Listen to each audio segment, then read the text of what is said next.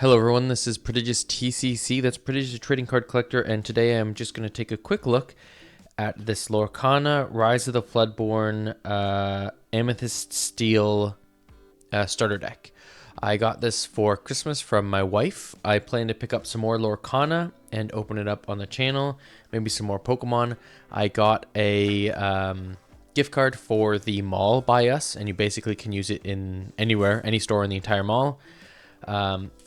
And I don't need any running shoes, I don't need any clothing, I don't need a new phone, don't need anything like that. So it's all probably just going to go to either GameStop or Mind Games, I believe the place is called beside them, which just have Pokemon and Lorcana cards and stuff like that.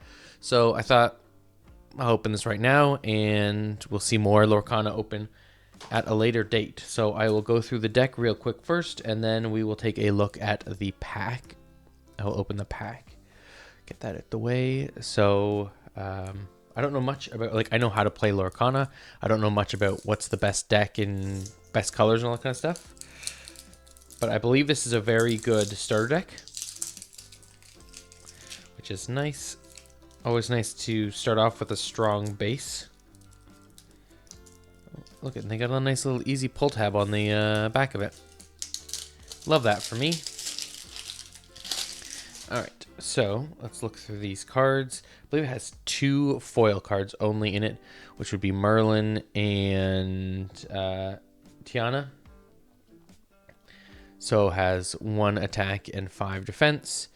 And then it costs 4 to ink, and this card can be inked. You can tell which cards can and cannot be inked or used for the mana system. If they have the little swirly beside the number, they can be used as ink, so used as like your mana or your dawn or whatever you want to call it.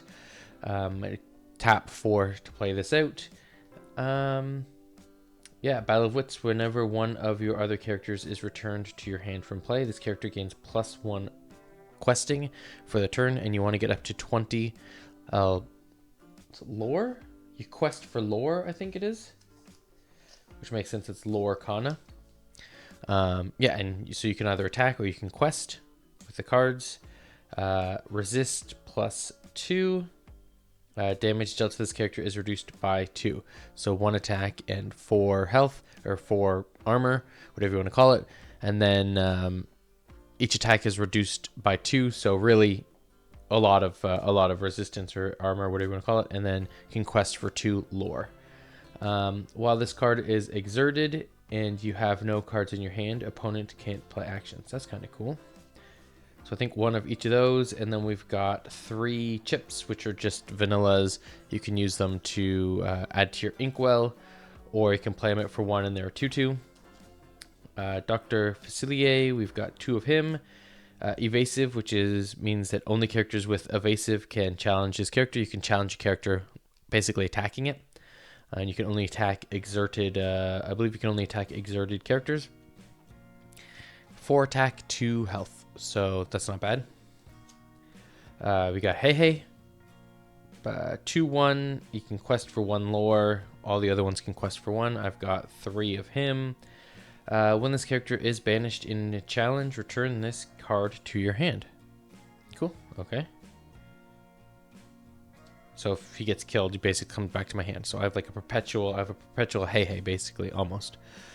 I've got 1, 2, 3 Cuscos, which is our 2/1/2. When this character is banished, you may draw a card. Madame Mim, which is from Sword and Stone. Yeah, Sword and Stone. Madame Mim costs 3, 4/3, not bad. Can quest for 1 lore. When you play this character, banish her or return another chosen character of yours to your hand, but it has rush, so it can attack on the first turn or quest on the first turn, whatever you want to do with it.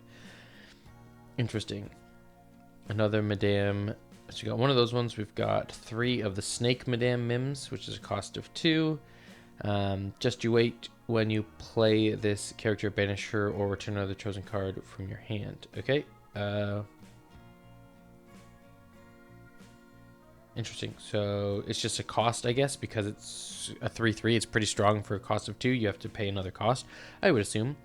We've got 2 Crab Merlins, which is cost of 3, 3, 3, quest for 1. All of these I think are quest for 1s except for our Merlin and Tiana. When you play this character and when he leaves play, chosen character gains challenge +3 this turn. So I can play him and then somebody gets a whack ton, the ability to do a whack ton of damage. Another Merlin. I've got 3 of these Goat Merlins. Here I come. When you play this character and when you leave play, gain 1 lore. Quest for 1 lore, costs 4, 4, 3. 1 Merlin Rabbit. Hippity Hoppity. When you play this character and when he leaves play, you may draw a card. Cost of 4, can't be inked. 2, 3, 1 lore. Hello. Thank you. I've got 2 of these Merlins, 2, 1, cost of 2. When you play this character, when it leaves play, look at the top cards of your deck, put it on either the top or bottom of your deck. So you can kind of filter what you want, get next turn type thing. So now we're looking at actions. So it costs 2 to use and exert chosen opposing character. So I can throw this down if I want to exert a character so I can take him out. I'm stuck. Chosen exerted character can't ready at the start of your next turn. So I could freeze and then I'm stuck to make sure that that character with lots of lore or lots of damage is stuck that way. Basically, I'm Doflamingoing them. So those were all of the Amethyst cards, I believe. So now we're on to Steel, because yes, so we got the 2 hollows, which was Amethyst Merlin and Steel Tiana. And now we've went through all the Amethysts. Now we're looking at Steel. We've got Beast, who's a 3/4 for a cost of 4. When you play this character, you may deal 1 damage to chosen character. Sweet. So I could ping someone off the board if I wanted to. 2 of them. Benja, Guardian of the Dragon Gem. 3 cost, 2, 3. Ooh, this quests for 2, which is kind of nice. When you play this character, you may banish chosen item. Cool, because some items stay on the field and can be used over and over again kind of thing. And if I can banish one, it just makes it easier for me. I got Cinderella, Knight in Training. It's a 2/2/2, quest for 1. When you play this character, you may draw a card, then choose and discard a card. Interesting. 2 of them. I've got 2 Eli LaBouffe, who's just a 4-cost 2/5 quest for 2 vanilla. A 2/2/3 quest for 1 Herc. 2 of those. Oh yeah, there he is, Crunk. He's a 6-cost, so he's pretty high cost.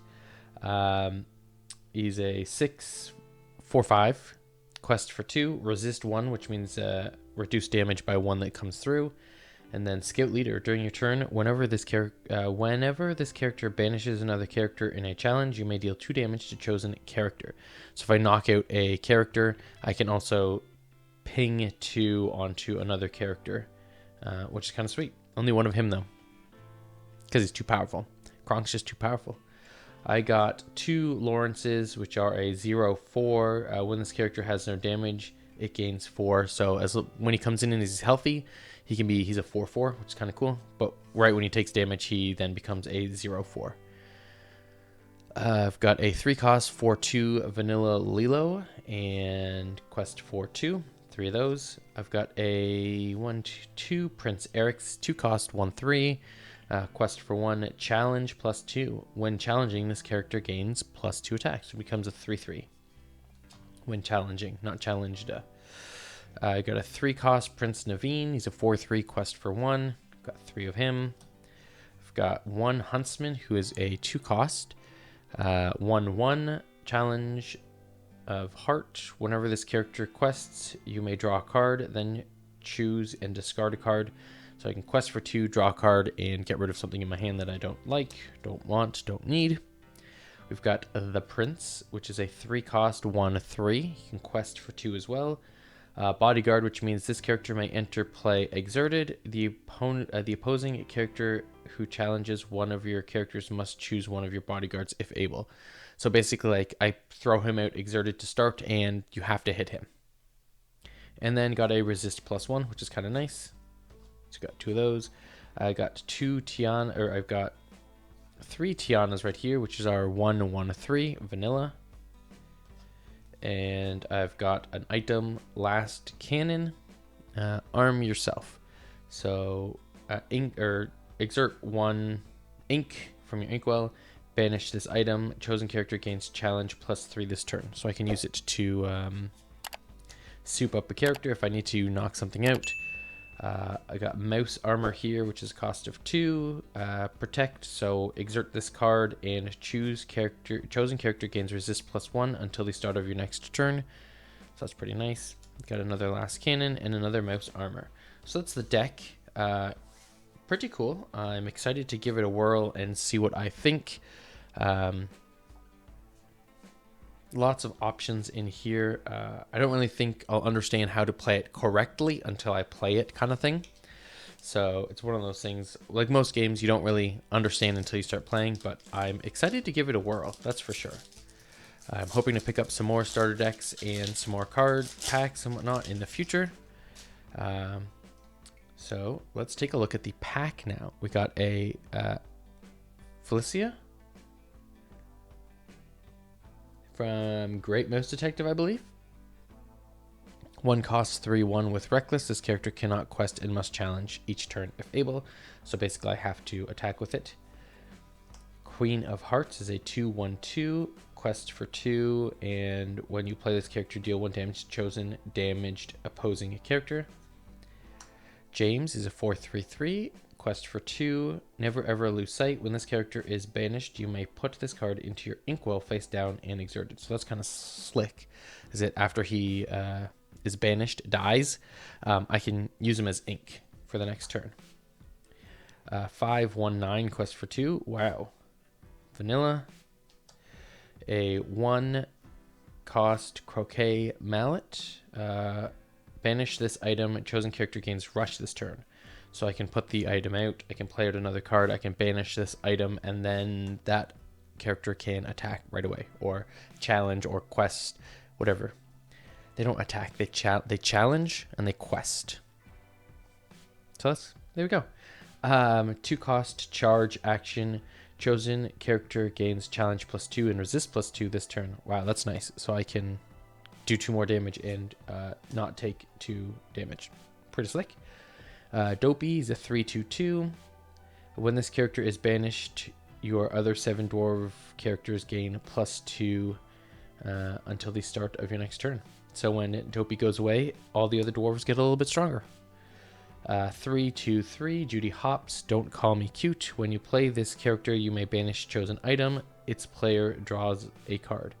So I can banish my own item to draw a card if needed. Quest for 2 on there. Got ourselves a Raya, which is a 4 cost 5/3 vanilla. Quest for 1.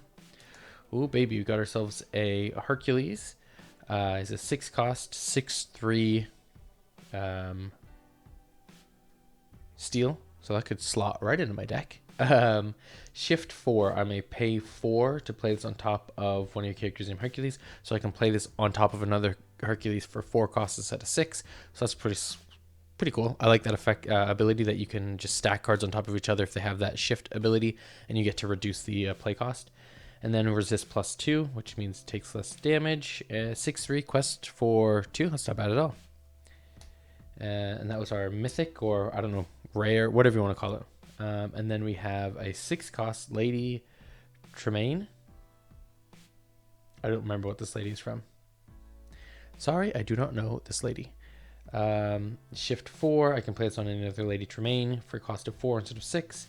And when you play this character, each opponent chooses and banishes one of their characters.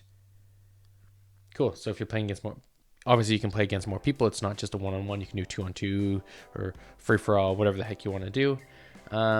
6 costs 3/4. All your opponents banish one character and quest for 2. Pretty nice. And then we have a holographic action card, cost 1. It is chosen character gains +1 to challenging this turn, and then draw a card. Nice. And then we've got our Minnie Mouse diver lady with her little torch. You can get 4 of these, put 4 of them together, and then you make a little picture. Very cool. It is nice. These are really nice cards. They feel good in the hand. A little thin compared to what I'm used to. They're a little bit thinner than a Bandai card. Actually, I don't know if you'll be able to see this. They're a lot thinner. They're like half as thick as a Bandai card, but just a standard card size. Very cool indeed. I'm looking forward to opening more of the Lorcana stuff, showing it off more in the channel, and maybe playing some matches later down the line. Anyways, let me know what you think of Lorcana. Do you like this deck? Have you played this deck? I will be opening more, so I mean, hey, if you like to play and you want to play, and you want to beat up a guy who doesn't know how to play, let me know. Anyways, my name has been Prodigious TCC. That's Prodigious, the Trading Card Collector. Thank you so much for watching. I hope to have more content on Lorcana coming out in the future. But until I see you next time, have a fantastic day.